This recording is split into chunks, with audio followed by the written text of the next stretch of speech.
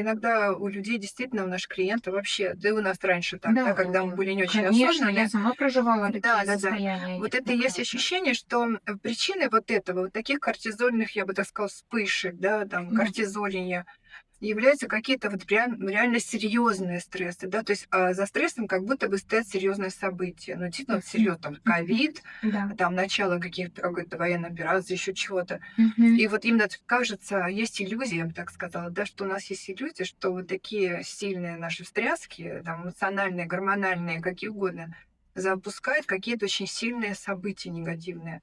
Мне хочется напомнить всем, и я уверена, что ты тоже это знаешь, понимаешь, и мы сейчас об этом поговорим, о том, что самые первые наши такие стрессы, вот такие, мы проживаем не через, не из-за каких-то вот таких прям Мгм. событий, Да. а это то ежедневное, потому что Мгм. ежечасовое, в первую очередь, отношение с самим С самим собой. собой. Да, Да. потому что есть ты, как бы это странно ни звучало, да, и у тебя есть ты. Да. То есть ты тот, та, которой ты живешь, и есть как бы ты, который все время наблюдаешь за собой и оцениваешь вот Мгм. ту, которая у тебя есть.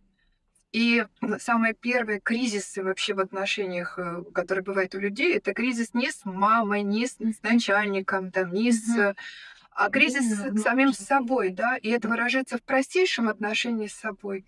И я знаю, точно уверена, я точно знаю, что у тебя это, мы это обсуждали даже, что у тебя тоже это есть в работе, когда приходит человек, и ты спрашиваешь, ну, как ты к себе относишься, какие у тебя отношения с собой. Я иногда Да. говорю, Да. и я понимаю, что вопрос ставит в тупик, как бы с собой отношения, а что с А собой что это отношения, такое, как это грубо говоря? отношения с собой, Да.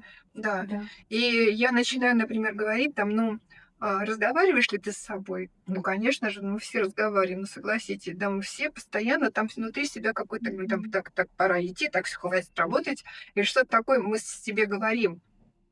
Но ты как с кем разговариваешь? Ты Мгм. разговариваешь как с ближайшим родненьким, Любимым, роднуленьким, да. любименьким Да. человеком, да, вот со своей этой девочкой внутренней или Мгм. своим мужчиной, или мальчиком. Ты с кем, да? В какой Мгм. интонации ты разговариваешь?